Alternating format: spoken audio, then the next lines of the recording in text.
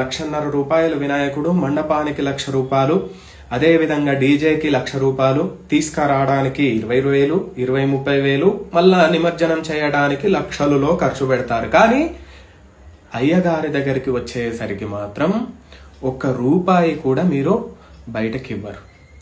లక్షలు వృధా చేస్తున్నారు. కానీ శాస్త్రబద్ధంగా ఏ వినాయకుని దగ్గర కూడా పూజలు అనేటివి సక్రమంగా జరగట్లేదు. చూడండి మన స్థితి ఎలా ఉందో.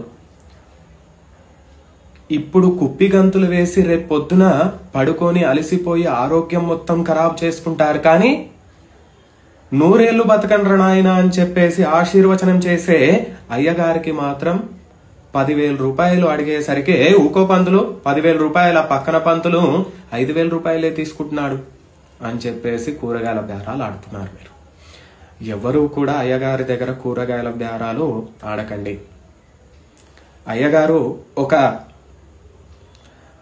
ఒక సంఖ్య చెప్పాడనుకోండి, 10,000 రూపాయలు అడిగాడు అనుకోండి, లేదు అయ్యగారు మా పరిస్థితి ఇది, ఉంటే ఇవ్వండి లేదంటే ఊరుకోండి. అంతేకాని ఎవ్వరూ కూడా పక్కన వాళ్ళతోని కంపేర్ చేసి మీరు మాట్లాడకండి. అయ్యగారు మీకు స్తోమత అయితే ఇవ్వండి, లేదు అంటే ఇంత వస్తుంది, ఇంత అయితే మాకు సమ్యకం అని చెప్పేసి అడగండి. అంతేకాని నానా విధాల బేరాలు ఆడకండి. పక్కన వాళ్ళని అస్సలు కూడా చూడకండి. వృథా ఖర్చులు అస్సలు కూడా చెయ్యకండి. మంచిగా శాస్త్రబద్ధంగా ప్రతి మండపం దగ్గర పూజలు నిర్వహించండి.